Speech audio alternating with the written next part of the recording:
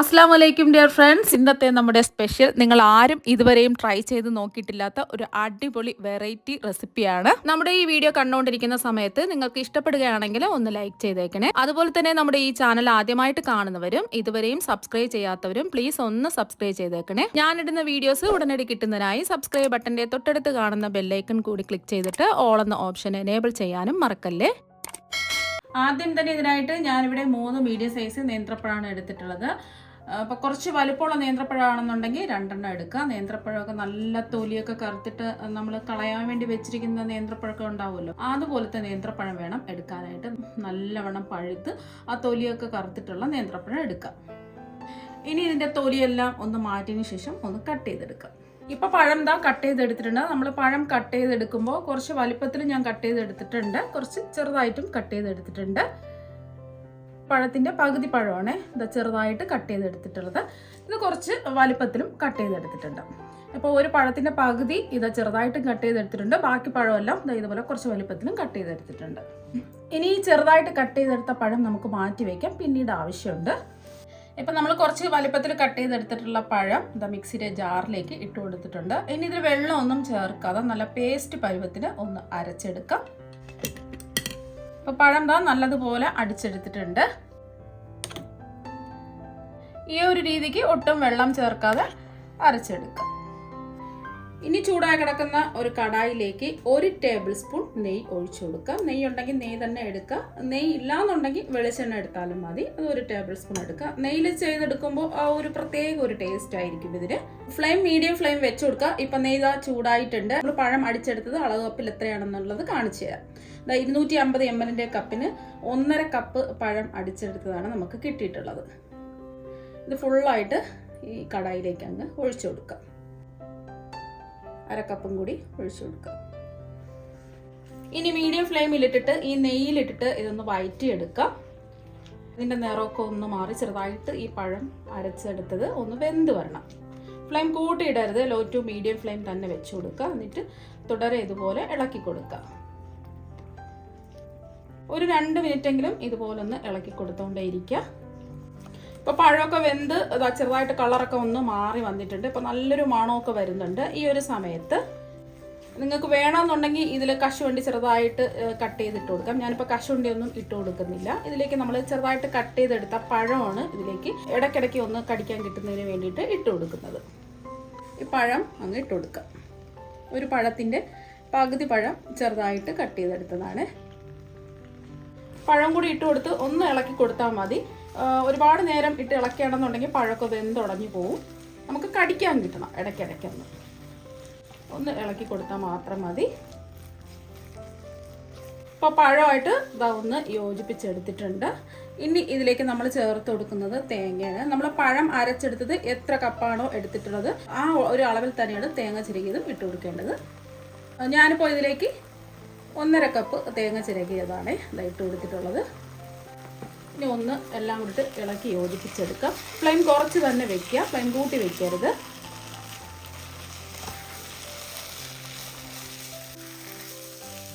പഴവും തേങ്ങയും എല്ലാം ഒന്ന് യോജിച്ച് വരണം. ഇപ്പോൾ ഒരുപാടിട്ട് ഇളക്കി കൊടുക്കേണ്ട ആവശ്യമൊന്നുമില്ല. ഈ പഴവും തേങ്ങയായിട്ട് ഒന്ന് യോജിച്ച് കിട്ടിയാൽ മാത്രം മതി. അപ്പോൾ പഴവും തേങ്ങയായിട്ട് എല്ലാം ഒന്ന് യോജിച്ച് കിട്ടിയിട്ടുണ്ട്. അപ്പോൾ ഒരുപാട് സമയം ഇട്ട് ഇളക്കുകയാണെന്നുണ്ടെങ്കിൽ ആ തേങ്ങയുടെ ടേസ്റ്റൊക്കെ മാറിപ്പോവും. അപ്പോൾ ചെറിയൊരു രീതിയിൽ ഒന്ന് ഇളക്കി കൊടുത്തിട്ടുണ്ട്. ഇനി ഇതിലേക്ക് നമ്മൾ മധുരത്തിന് വേണ്ടിയിട്ട് ശർക്കരയല്ല ചേർത്ത് കൊടുക്കുന്നത്, പഞ്ചസാരയാണ്. 5 ടേബിൾ സ്പൂൺ പഞ്ചസാരയാണ് ഇതിലേക്ക് ചേർത്ത് കൊടുക്കുന്നത്.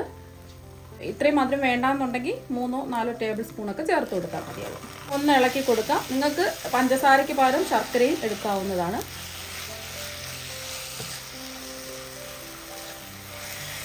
പഞ്ചസാര അലിഞ്ഞു വരുന്നതുവരെ ചെറുതായിട്ട് ഇതുപോലെ ഒന്ന് ഇളക്കി കൊടുക്കാം.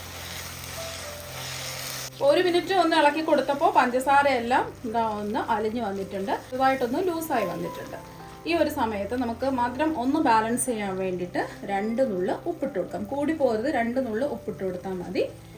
ഒന്ന് ഇളക്കി കൊടുക്കാം. അതുപോലെ തന്നെ ഇതിലേക്ക് ഫ്ലേവറിന് വേണ്ടിയിട്ട് 1 ടീസ്പൂൺ ഏലക്കാപ്പൊടിയും കൂടി ഇട്ട് കൊടുക്കാം. ഇത് പഞ്ചസാരയും കൂട്ടി ചേർത്ത ഏലക്കപ്പൊടി ആയതുകൊണ്ടാണ് 1 ടീസ്പൂൺ ഇട്ട് കൊടുത്തത്. സാധാരണ ഏലക്ക മാത്രമായിട്ടാണ് നിങ്ങൾ പൊടിച്ചെടുക്കുന്നതെങ്കിൽ ഒരു 1/4 ടീസ്പൂൺ ഏലക്കാപ്പൊടി ചേർത്ത് കൊടുത്താൽ മതിയാകും. ഏലക്കയാണെന്നുണ്ടെങ്കിൽ 2 3 ഒക്കെ ഒന്ന് തല്ലി ഇട്ട് കൊടുത്താൽ മതി. അഥവാ നിങ്ങൾക്ക് ഏലക്കയുടെ ഫ്ലേവർ ഇഷ്ടമല്ല എന്നുണ്ടെങ്കിൽ ഏലക്കപ്പൊടി ഒഴിവാക്കാം. അപ്പോൾ അത് ജസ്റ്റ് ഒന്ന് ഇളക്കി കൊടുത്തിട്ടുണ്ട്. ഒരുപാടിട്ട് കുത്തി ഇളക്കരുത്, എന്നാൽ പിന്നെ നമ്മൾ ഇട്ട് കൊടുത്ത പഴമൊക്കെ വെന്ത് പൊടിഞ്ഞു പോകും. നിങ്ങൾക്ക് നെയ്യിൻ്റെ ടേസ്റ്റൊക്കെ ഇഷ്ടമാണെന്നുണ്ടെങ്കിൽ ഇടയ്ക്ക് 1 ടീസ്പൂൺ നെയ്യൊക്കെ ചേർത്ത് കൊടുക്കാം. ഞാനിപ്പോൾ ആദ്യമേ 1 ടേബിൾ സ്പൂൺ നെയ്യ് മാത്രമേ ചേർത്ത് കൊടുത്തിട്ടുള്ളൂ. ഇനി ഇതിലേക്ക് നമ്മൾ ചേർത്ത് കൊടുക്കുന്നത് അരിപ്പൊടിയാണ്. ഒട്ടും തരിയൊന്നുമില്ലാത്ത ഇപ്പം പത്തിരിക്കൊക്കെ എടുക്കുന്ന വറുത്ത പച്ചരിപ്പൊടിയാണ് ഇട്ട് കൊടുക്കുന്നത്. ഞാനിപ്പോൾ ആദ്യം 1/2 കപ്പ് വറുത്ത പച്ചരിപ്പൊടി ഇതിലേക്ക് ഇട്ട് കൊടുത്തിട്ടുണ്ട്. വീണ്ടും നമുക്ക് ഉരുട്ടിയെടുക്കാൻ പാകത്തിനാക്കുന്നത് വരെ നമുക്ക് പൊടി ഇട്ട് കൊടുക്കണം. ആദ്യം ഒരു 1/2 കപ്പ് ഇട്ട് കൊടുത്താൽ മതി. ഫ്ലെയിം കുറച്ച് തന്നെ വെക്കുക, എന്നിട്ട് ഒന്ന് ഇളക്കി കൊടുക്കാം.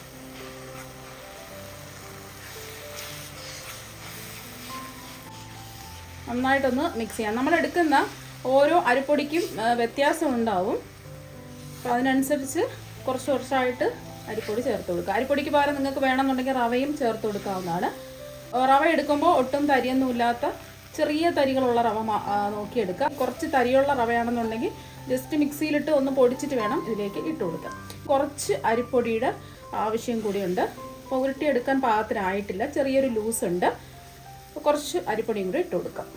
ഉരുട്ടിയെടുക്കാൻ പാകത്തിനായിട്ടില്ല, കുറച്ച് അയഞ്ഞ പരുവത്തിനാണ് ഇതായിരിക്കുന്നത്. കുറച്ച് അരിപ്പൊടിയും കൂടെ ഇട്ട് കൊടുക്കാം. നമ്മൾ കയ്യിൽ വെച്ച് ഉരുട്ടിയെടുക്കാൻ പാകത്തിനാകുന്നത് വരെ അരിപ്പൊടി ചേർത്ത് കൊടുക്കാവുന്നതാണ്. അപ്പം ഞാനിപ്പോൾ ഒരു 1/4 കപ്പ് അരിപ്പൊടിയും കൂടെ എടുത്തിട്ടുണ്ട്. കുറച്ചായിട്ട് ഒന്ന് ഇട്ട് ഇളക്കി യോജിപ്പിച്ചെടുക്കാം. ഒരുമിച്ചിടരുത്. അപ്പോൾ 1/4 കപ്പ് എടുത്തിട്ട് അതിൻ്റെ പകുതി ഇതായിട്ട് കൊടുത്തിട്ടുണ്ട്. ഒന്ന് ഇളക്കി കൊടുക്കാം.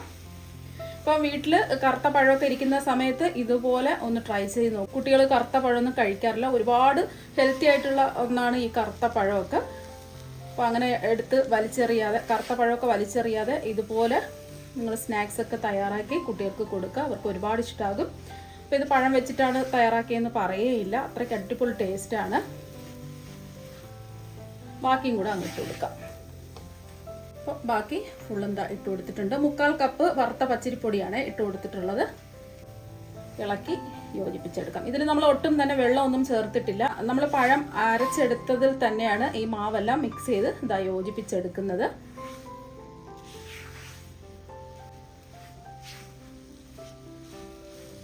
നിങ്ങൾക്ക് മധുരം പോരാന്നുണ്ടെങ്കിൽ ഈ സമയത്ത് നോക്കിയിട്ട് വേണമെന്നുണ്ടെങ്കിൽ മധുരം ചേർത്ത് കൊടുക്കാവുന്നതാണ്. ആവശ്യത്തിനനുസരിച്ച് മധുരം ചേർത്ത് കൊടുക്കുക. അപ്പോൾ ഉരുട്ടിയെടുക്കാൻ പാകത്തിന് റെഡിയായി കിട്ടിയിട്ടുണ്ട്. നന്നായിട്ടൊന്ന് മിക്സ് ചെയ്തെടുക്കാം. ഇത്രയുള്ള സംഭവം പെട്ടെന്ന് നമുക്ക് റെഡിയാക്കി എടുക്കാൻ പറ്റും, ഒരു താമസവും ഇല്ല.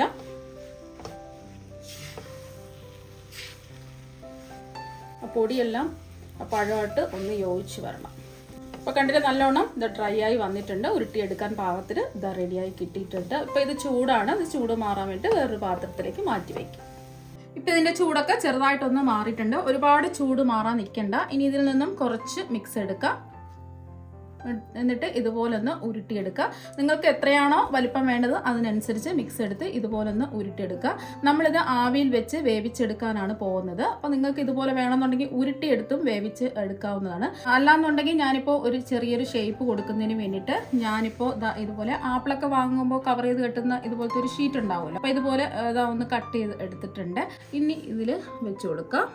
ഈ ഉരുള ഇതിൽ വെച്ച് കൊടുത്തിട്ട് അപ്പോൾ ഈ ഷീറ്റ് നമ്മൾ ആപ്പിളൊക്കെ വാങ്ങുന്ന ഈ ഷീറ്റ് നല്ലതുപോലെ കഴുകി തുടച്ചെടുത്തിട്ട് വേണം ഇതിലേക്ക് വെച്ച് കൊടുക്കാനായിട്ട്. ഇനി ഇതുപോലെ ഒന്ന് പ്രസ് ചെയ്ത് കൊടുക്കുക. അപ്പോൾ ഇതുപോലെ ചെറുതായിട്ട് ഇതുപോലെ കൈകൊണ്ട് തിരിച്ച് ഒന്ന് പ്രസ് ചെയ്ത് കൊടുക്കുക.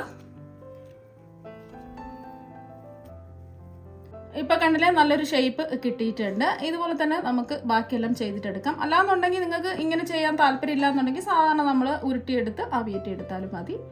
ഇനി ഇത് ആവിയേറ്റി എടുക്കുന്നതിന് വേണ്ടിയിട്ട് ഞാനിവിടെ ഇഡ്ഡലി ചെമ്പിൽ ഒരു 4 ഗ്ലാസ് വെള്ളം തിളപ്പിക്കാൻ വെച്ചിട്ടുണ്ട്. നമ്മളിപ്പോൾ എല്ലാം ഷേപ്പ് ചെയ്ത് ഇഡ്ഡലി ചെമ്പിൻ്റെ കൂടെ വാങ്ങാൻ കിട്ടുമ്പോൾ ഒരു തട്ടുണ്ടാവുമല്ലോ, ചെറിയ ഹോളുള്ള തട്ട്, അതിലാണ് ഞാൻ വാഴയില വെച്ച് കൊടുത്തിട്ട് അതിൻ്റെ മുകളിലായിട്ട് ഒന്ന് നിരത്തി വെച്ച് കൊടുത്തിട്ടുണ്ട്. ഇതുപോലെ ചെറിയ ഹോളുള്ള തട്ടുണ്ടാവും, അതുണ്ടെങ്കിൽ അതെടുത്തിട്ട് വാഴയില വെച്ചുകൊടുക്കേണ്ട ആവശ്യമൊന്നുമില്ല. വാഴയിലയുടെ ആ ഒരു ഗുണവും മണവും ടേസ്റ്റും ഒക്കെ കിട്ടുന്നതിന് വേണ്ടിയിട്ടാണ് ഞാൻ വാഴയില വെച്ച് കൊടുത്തിട്ടുള്ളത്. വാഴയില വേണം നിർബന്ധമൊന്നുമില്ല. സാധാരണ നമ്മൾ ഇതുപോലെ തട്ടിൽ വെച്ച് ആവിയേറ്റി എടുത്താലും മതിയാകും. ഇതുപോലത്തെ ചെറിയ ഹോളുള്ള തട്ട് ഇല്ലാന്നുണ്ടെങ്കിൽ ഇഡ്ഡലി തട്ടിൽ വെച്ച് നമുക്ക് ഇത് ആവിയേറ്റി എടുക്കാവുന്നതാണ്. നല്ലോണം ഒന്ന് വെള്ളമൊക്കെ തിളച്ച് വരട്ടെ. നന്നായിട്ട് ഇത് ആവി വന്നിട്ടുണ്ട്. ഇനി ഇത് മൂടി വെച്ച് ഒന്ന് ആവിയേറ്റി വേവിച്ചെടുക്കാം. Flame medium to high flame വെച്ച് കൊടുക്കുക. പെട്ടെന്ന് തന്നെ ഇത് വെന്ത് കിട്ടും. അപ്പം നമ്മൾ മീഡിയം ടു ഹൈ ഫ്ലെയിമിൽ വെച്ച് ഇത് ആവിയിട്ട് വേവിച്ചെടുക്കാൻ തുടങ്ങിയിട്ട് ഒരു 10 മിനിറ്റ് ആയിട്ടുണ്ട്. ഇനി നമുക്ക് തുറന്ന് നോക്കാം. പെട്ടെന്ന് തന്നെ ഇത് വെന്ത് കിട്ടും. കാരണം എന്ന് വെച്ചാൽ നമ്മളെല്ലാം വേവിച്ചല്ലേ ഇത് എടുത്തിട്ടുള്ളത്. ഇപ്പം ഇത് ചൂടാണ്. ചെറുതായിട്ടൊന്ന് ചൂട് മാറിയതിന് ശേഷം ഇത് പുറത്തെടുക്കാം.